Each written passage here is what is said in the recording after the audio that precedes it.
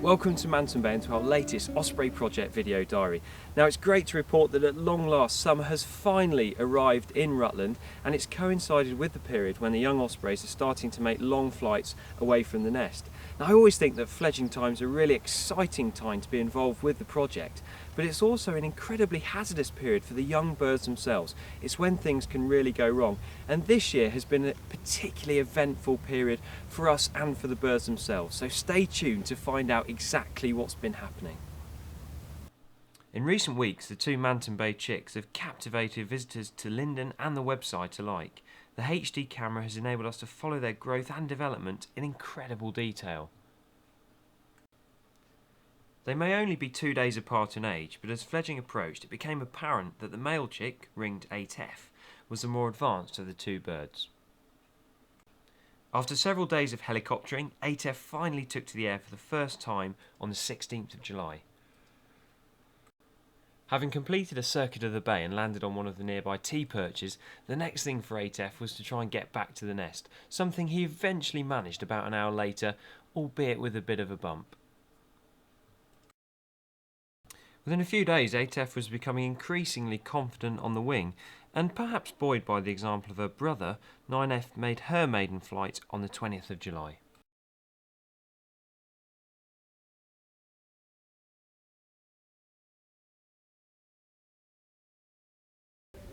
Okay, I'm in Waders Grape Hide, and the young ospreys are creating a huge amount of interest as they fly for the first time.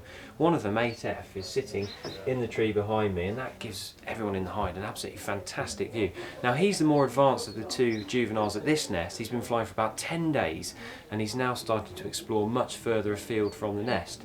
His sister, on the other hand, has had a really difficult fledging period.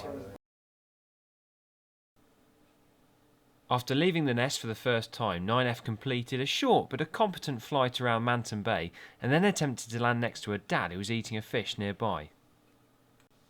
However, all she succeeded in doing was knocking 5R off the perch, and he took exception to this, retaliated and dive-bombed his daughter, forcing her to crash land at the water's edge.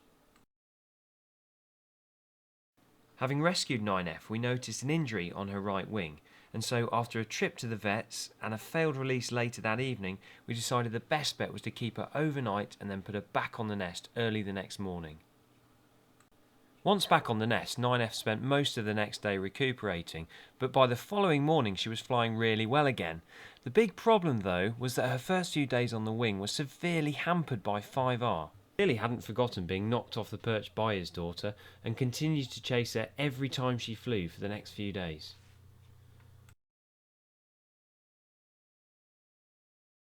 Well, finally this morning it looks like 5R's becoming less aggressive. The young female's just had a really good 2 or 3 minute flight around the bay. She was grabbing at the vegetation in the poplars, so she's growing in confidence, and he let her complete several circuits of the bay before he finally took off, and even then the chase that he did was really quite half-hearted, so hopefully now he's going to let her enjoy her newfound freedom. Hi Phil, if you want to have a look from our scope here, you can see our juvenile male osprey. He's just perched in the dead tree straight in front of us here. He's just up to the left of that cormorant, you can see. You want to have a look? Yeah. Should be a pretty good view from here. Yeah, it's a lovely view. Cool, he looks good up there. You can see how bright and fresh his feathers are. The white edges to the feathers on his back.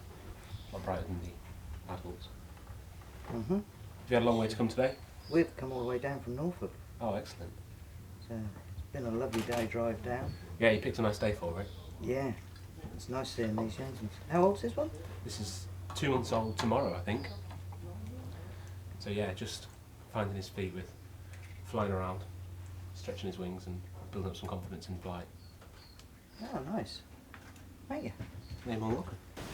Well, here we are at the Rutland Nature Reserve on a nice sunny afternoon in August, and I'm welcoming my colleague Olwyn from the Dyfi Osprey Project.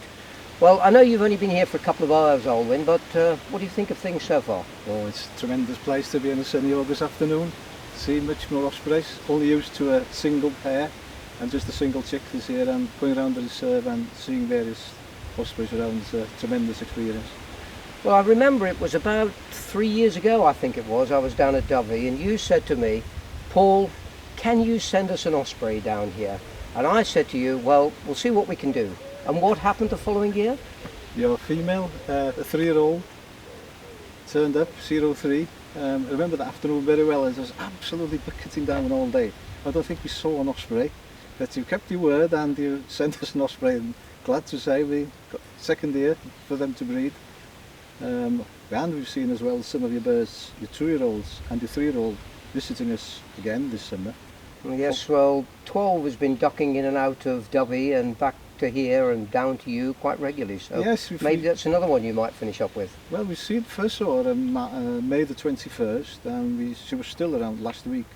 She actually landed at the nest for 40 minutes with this year's chick, and there's no animosity between the two. She seemed to be settling well down here. Good. Well, I think what we'll do now is we'll walk into the centre and we'll just have a look around the centre then. Okay. Okay then? Down we go.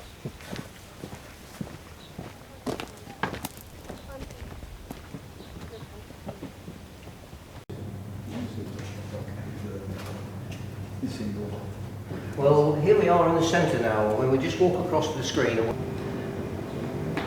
As you can see on the screen at the moment, we've got the one chick on the nest. This is one of the 2 chicks in the nest this year, 8F and 9F, a young male and a young female. And it's been quite a difficult year this year in the Bay. As you know, the male decided to attack the young female early in the season, but that all seems to have settled down now. And I think it was just she'd surprised him, and he was just a bit concerned.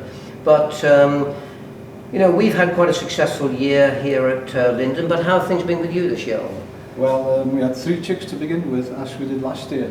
Last year, all 3 survived, but we had 2 severe thunderstorms. We lost 2 chicks, the eldest and the youngest. But the middle chick's surviving well. He's been ringed, he's 3C, a male. And also he's been radio tracked as well, so we can hopefully follow his migration down to West Africa. Now you've radio tracked all of your chicks last year, didn't you? Yes. You know, it's something that we haven't done yet, but it's something that we're considering doing in the future. We tend to put trackers onto our adult males, just so we can see what's happening to them and where they're fishing and what they're up to. But I think that possibly next year we could get a tracker onto a young bird, which is going to give us a lot of information for sort of oncoming things. But it's something that, you know, we as 2 projects, we need to talk about. We keep linked together as we are with this really good relationship that we have with the Montgomeryshire Wildlife Trust at the moment and the project down at Dyfi. And it's really useful to exchange our ideas, I think.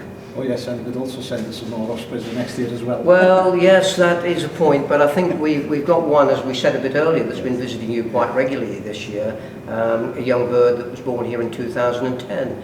And this was what we wanted to do, which was to get ospreys to establish themselves across the middle of the country and then hopefully extend north and south.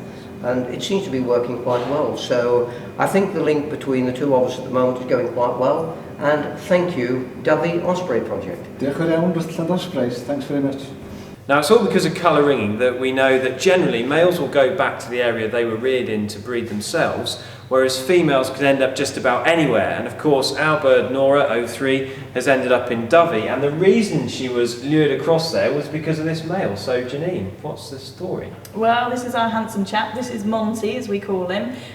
He's a male bird that's been with us since 2008.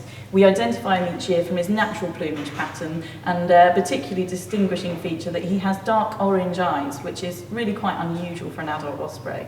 As you can see here though, he doesn't have any identity rings, so that means he's from a nest that was either unknown or unreachable, and before 2008 we really can't tell you much about him, which is a real shame when you contrast it to just how much we know about Nora because of the ringing. One theory that's quite likeable and quite plausible is that he came from a nest in Mid Wales in Montgomeryshire in 2004, a pair bred and raised a single chick that did go unringed. And of course there's a Rutland connection at that nest as well, Janine, because the male was released here in 1997. Yeah, and it's really exciting to think if that is where Monty came from, then perhaps his dad sat in the same cage as Nora's dad 15 years ago here at Rutland. Yeah, so there you go. That really does show the value of the translocation project in helping these fantastic birds to recolonise southern Britain. And with 2 other Rutland females in Wales this year, who knows, there could well be more Rutland ospreys nesting in Wales in the next few years.